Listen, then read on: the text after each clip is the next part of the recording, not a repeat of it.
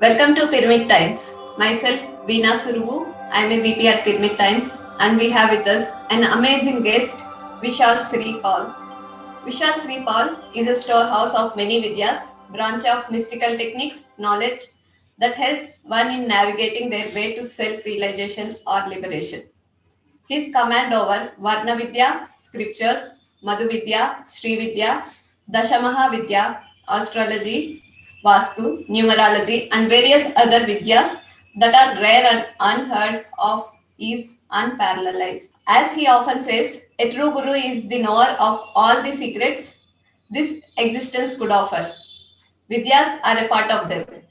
He is very simple and very humble human being too. With this, I welcome Sri Vishal Paul to our show.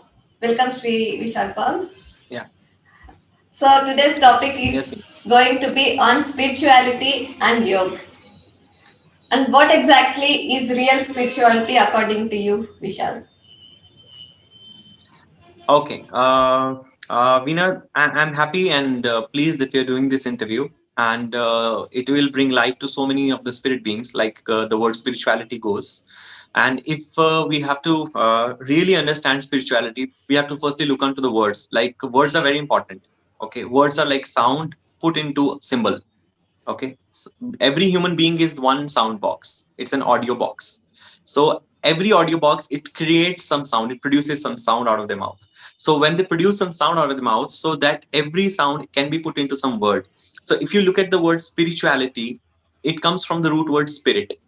Okay, so spirituality is for the spirit, because we have to realize the very fact of composition of this world, that there are spirits and there are non-spirits, like shar and akshar beings. So spirituality is for the spirits. That's one. And then at the same time, there is a word which I have added today for whatever we are practicing in spirituality. The word is real. So real, it comes from the sound re and al. Re means to be again, to do it again, and al means light. To be light again is called real. And real spirituality means you have to become a spirit light again. So real spirituality today has to be practiced by every spirit being, all who really want to wake up in this reality, who really want to realize what exactly are the facts of this reality, and what exactly is happening within their own birth life, as well as what exactly is happening in the whole world, what they visibly see outside their body. Okay, so whatever is outside the body is the world, which is called samsara, and what exactly is within the body is your inner samsara. Okay, your inner world. So there are two parts of the world, the outer world and the inner world. So outer and the inner both have to be balanced in a way that you live a balanced life. Because light being, who is a light being? Light being is the one who lives a light life. Okay, light means, light has two words in Devanagari, one is prakash, which means light that we see visibly, and second is to live as light means halka. Okay, to live lightly. So living as light and lightly means a light being. And around a light being who is into real spirituality, you feel light, you feel rejuvenated, and you live light life. You don't feel heavy, and there is no heaviness around that being, because opposite of light is darkness and heavy. Okay, so one has to live a life where they become light again, because that means there are two things which has to be shut off. Number one, that is darkness. Second is about the heaviness. So darkness, from where does the darkness comes? Darkness comes from all the program that is given by the world itself, when the authorities define that you have to live like this, because otherwise there is no script of life which comes along with you when you're born. And your birth is certainly not an agreement between you and the authorities which are already there before your birth. Maybe your parent, maybe society, maybe the teachers, the gurus, or the governments, or anything. So your birth is not an agreement between any of these authorities. But at the same time, you're here to live your birth life in a way so that you become free at the end. And to be free at the end simply means you have to live free within the life itself. Okay, you have to live such a life when you're in the visible physical earthly matrix. Because this whole reality, as I've explained in many of the overviews, this reality is a jail. It's a jail for the beings to rehabilitate, to learn, to recreate their self as a spirit than just the earthly life. So earthly life means you are living in an earthly body. It is as simple as that. So eh, earthly body has to be handled in a way uh, that you live an earthly life. Okay, so earthly life has to be led as per the earthly laws, and similarly there are earthly laws and there are earthly body. Okay, and earthly body simply has some discipline. Let us realize this very simple thing. So earthly body has certain discipline, like your eyes has a discipline, your heart has a discipline, your liver has certain discipline, and they function by their discipline. What is the role they are given, they are assigned, and they function as per the law. The law of the heart is different from the law of the liver. So earthly body and the earthly vital functions, they have certain laws, and that law itself is called dharma. Okay, so heart has its own dharma, liver has its own dharma, and similarly every being has its own dharma which is contained in the body. So when a vital function like heart, it leaves the dharma, means the discipline, the law, that state is called dis-ease. Okay, similarly when a being leaves the law on the land, that also becomes a disease for a being, means is creating a dis-ease, creating a discomfort. Okay, so real spirituality brings one back to the real laws of the spirit that being has to practice while being on the earthly land. And similarly, there are certain laws which earthly reality has, because these laws are not known to the beings in this reality so far. And everyone has been, creating the imaginary, some states, some philosophy, some fantasized samadhi or something like that, which has been just beings are just programmed to look around. But one has to really look at the definition first, what exactly the sound is, sound of the word, what exactly the symbol of the word is, and then ultimately one has to realize how one can be there. Most beautiful thing about it is, and it is a very simple path, it's the most simplest, easiest way of being. It is not at all tough. It is the most simplest way. It has nothing to do with like sitting for hours and hours with closed eyes. It has nothing to do with reading a hell lot of books. It has nothing to do with going into techniques after techniques. It has nothing to do with going into courses after courses and getting into certifications. It is simply to do with one's own discipline.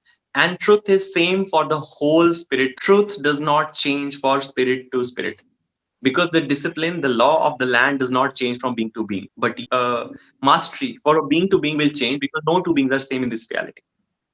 Every being is unique, different, and no beings are equal, and no beings are same. So that is these are the laws of the land, and they're like the most basic laws of the land people have not learned. The basic laws of this land are that it's a no possession land. You cannot possess anything. You cannot possess any being. You cannot possess any object. You cannot possess anything on earth, because there is a law which is called temporariness. Okay, it's a land of mortals. So on the land of mortals, on the land of impermanence, temporariness, one cannot have permanence with the objects and beings. Even with one's own body, one cannot have permanence, because body is temporary. The beauty of the body is also temporary. So everything is temporary on this land. Whatever is created, it vanishes, it gets over, and it has to end. So one has to really know the laws and practice those laws and discipline oneself, because there are like a lot of stuff going on, where people says that everyone has to find their own truth. It's absolutely a wrong idea, because you see the same sun generation after generation. You're seeing the same moon generation after generation. You're eating similar food generation after generation. You're seeing the same stars, same sky, same land, same pran you breathe. All the spirits do the same thing. Your eyes had been functioning the same way, your ears function the same way, your heart function the same way, your mouth functions the same way. So your whole functionality has not changed from generation to generation. And from what Krishna did, even we beings eat the same food today. If you read Bhagavatam, so what was the lifestyle of Krishna is similar lifestyle you can have. So everything is same. So truth does not change because the laws of the land does not change. When you change the law, only then truth can change. Otherwise, one being has to really discipline and have to learn to be, living as a spirit, not just as what books had been saying, or any other concept has been, popularized in the reality, and then people start living like that. Like, for example, like we're speaking on yoga and spirituality today. So yoga simply means to connect, okay, to hook. The simplest way of looking at yoga is, if you have to go up, you hook yourself to the being who is higher, who is evolved to you. Like Arjun hooks himself to Krishna. Prahlad hooks himself to Narayan. Dhruv hooks himself to Vishnu. So it is as simple as that. So if you really want to go up, you have to learn from the higher, and you have to hook yourself to the higher being. Hooking yourself to the higher, connecting yourself to the higher, communion to the higher is called yoga. And yoga is the only karma on this land. Yoga karma su kaushalam. Yoga is the only karma one can do on this land. There is no other karma. Rest everything is how one can be in the yoga management of such things, like your day-to-day life, your dincharya, your ahar charya, your complete all the charyas, like your ritu charya means your righteous behavior. Okay, so your charyas means your lifestyle, your shali, your jivan shali has to be in a way that you are connected to the higher in the best possible manner every single moment. More and more one pointed you are on that higher, more you disconnect yourself from the lower habits, lower systems, the three-dimensional matrix, which is called Trivid Matrika. So you disconnect yourself from all of them, and you ultimately hook onto the higher being, and that is what is called yoga. But unfortunately, today people call asana as yoga, and they don't even know yoga; they call it yoga, because nobody has known the thing that how even putting an akar at the end, it changes the whole meaning. Because gakar is basically avrod, obstacle. When you put akar at the end, yoga, when you call it yoga, that means you are increasing the obstacle. Otherwise it has to be yoga, not yoga. So but putting a at the end has become just a trend. It has become a part of the dialect, like rama, yoga, roga, every asana, it is asana. You cannot change the code. Every word is a code, you cannot change the code. So you have to go with that. Like karma, there's no karma, it is karma. Okay, there is no dharma, it is dharma. Okay, so that code cannot be changed, because putting one swar at the end or any matrika at the end, it changes the whole functionality of that code. And that sound become your sound, and ultimately it is going to change your frequency. As I said in the beginning, that every being is a sound box. So you change the words from your mouth, and ultimately you're changing your frequency. So they, like for yoga, so as I said, like yoga is the only karma on this land, and there are no different ways of yoga. That is a different thing which is created in this reality, just to distract beings from being more focused or one pointed or ekagra. So the only thing uh, about yoga is there are only two ways, that is bhakti and jnana. Okay, there are no third way about it. It's only bhakti and jnana. So bhakti is all about love. Like Narad Bhakti Sutra, the very beginning of it is Satvasmin Param Prema Rupa, means bhakti is the highest form of love. So when you love someone, you ultimately become their devotee. Right? When you love someone, you actually become their devotee. Like Arjun loves Krishna and he becomes his devotee. Although they were like cousins, they were friends, they are like good pals. But in the battlefield now, Arjun is being delivered the knowledge by Krishna. So bhakti is about loving the higher being. And everyone in this reality has always loved the higher, but today it has become a lower thing. That is why people are so distracted about the meaning of love. And love only happens at Sahasrar. There is no love even a little less than that. Only a higher being, Sahasrar being with the Sahasra R means sun, Ra means sun, being with the thousand suns, light of thousand suns, only can deliver love. Because love has to evolve the being. Love has not to settle down in this reality. And beings in this reality today, you will see, and they think when you love someone, you have to settle with that being. Then certainly you continue banging your heads around with them, and then you start compromising. You're finding adjustments with them, but it's not like that. So love is a higher thing. It's a highest form of devotion. So love and devotion is same term, and in Sanskrit we call it prem. It is the same term. And then the second thing is jnana. So jnana is basically the highest knowledge, the real knowledge, which brings the complete light on every aspect of your birth. So jnana is about bringing light on every aspect of your birth. So jnana is sun. Okay, bhakti is moon.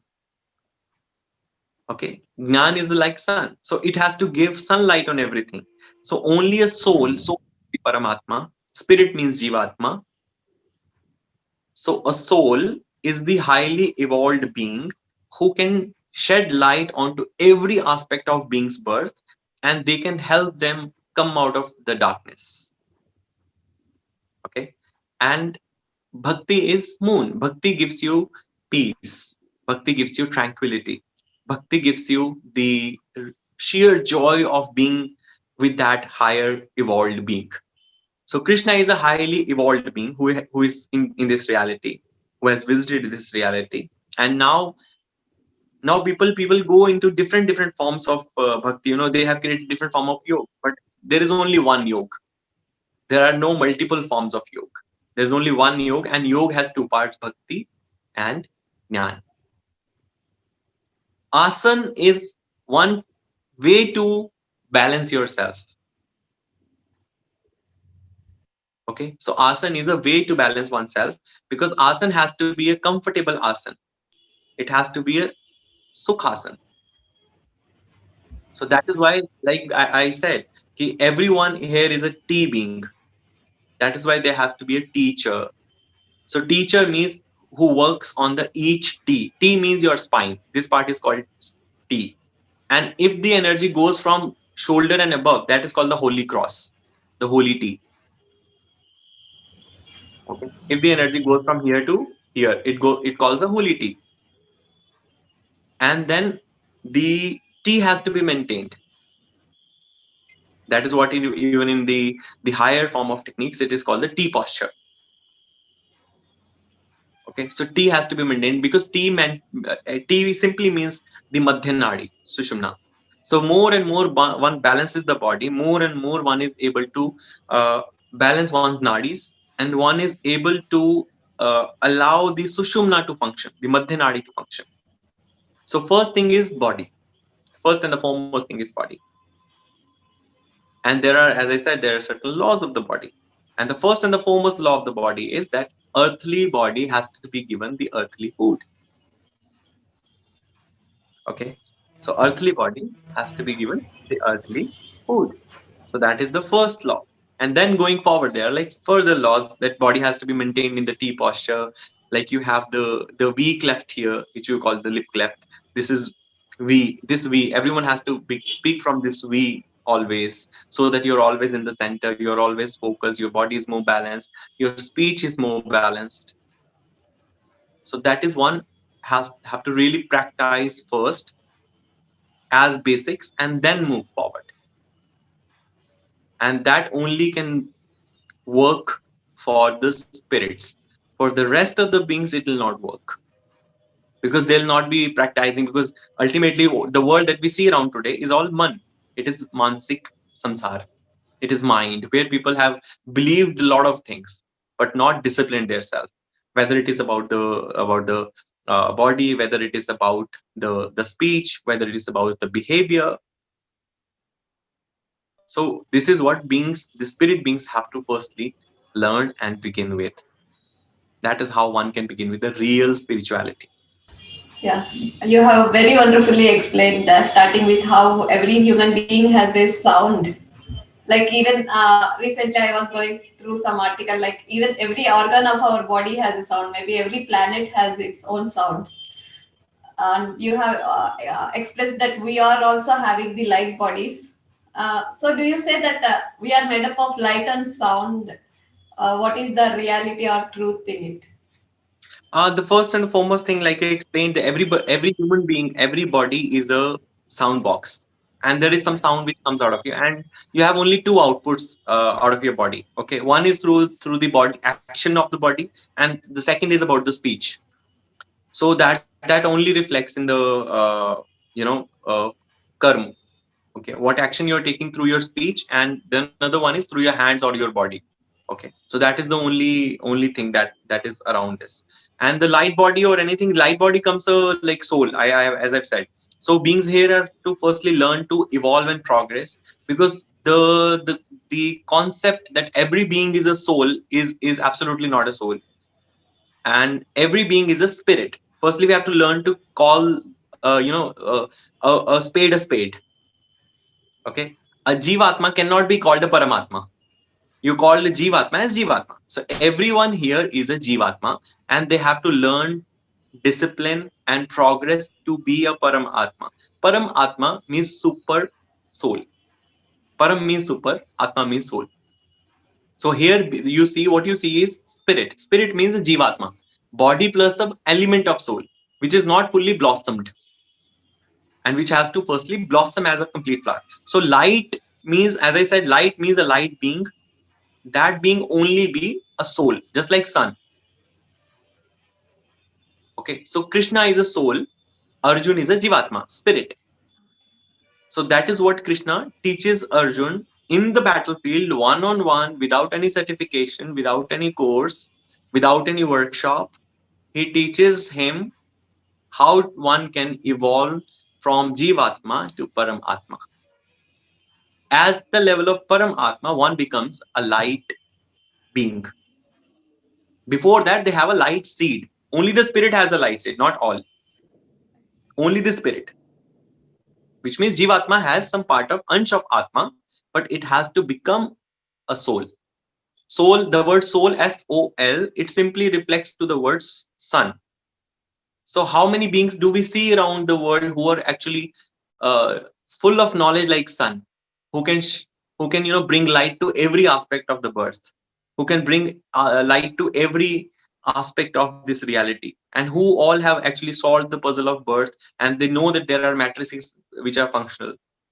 There are the Mayak forces which are working. How these Mayak forces are working, and how they're like keeping the being in the Trivid, means Trigunatmak Prakriti, means in the three-dimensional world. How one can be from three-dimensional to multidimensional.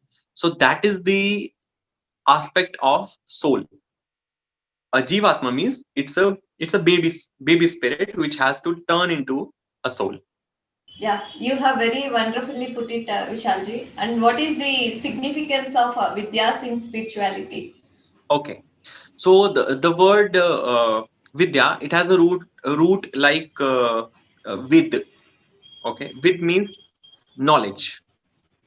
Okay, and with also forms the word Ved. Ved means high frequency sound. Like Bhagavatam puts the word for Ved is Ved Parokshavadam. Parokshavadam means it is the invisible sound around us. That is Ved. One who knows the sound and the frequency properly, and how one can align oneself to the higher sounds, that being can be called as Vidwan. Okay. So one know who knows all the, because whatever you're seeing around is all frequency, sound frequency, and every shlok, every sutra from any scripture is basically a sound. So anyone who knows all these sounds and how one can enhance the frequency by correcting the sound and by speaking certain sounds, that is called Vidwan. So the one who is Vidwan, he's a master of the vidyas. Okay. So the word V, I have even spoken about it. The word V is called Hams. Okay. Like one of the scripture, it mentions like V Shabdain Smrito Hamsa. Like when you speak of the word V, you should think of Hams. It should remind you of Hams. Hams means the one who knows how to separate water and milk. Okay. Hams means swan. Swan also gives the word sun. Right. So Vidya means different forms of frequencies put together, and one knows all the sound frequencies, means different sound frequencies, means different vidyas. Okay. So there are n number of vidyas in this reality. Sahasra means like sahasra vidyas are there. Thousands of vidyas are there, forms of knowledge. But the only thing is, when you're required it into specific knowledge, that only the real teacher can tell you. Okay, like the word, let's look at the word guru. Okay, the word guru simply means the one who knows the code G and Uru, means Ga and Uru. Uru means snake energy. G or Ga means as above and so below principle. Okay, who knows the higher laws and who tells you how to practice those laws on this land, and he awakens your Uru. So Guru word is used as a noun today, but Guru is not a noun. It is not a name. It is a code. It is a subject which one being, higher being, evolved being delivers onto the real seekers, the sincere seekers. Okay, so that is what guru, the word guru, the code guru is. Guru is a subject, like you say physics. So similarly, the guru is a subject, means the laws of as above and so below, along with how to awaken your uru. That is called guru. So guru is not a specific name, which like people call it as name today. Like he is a guru. Guru is not a profession.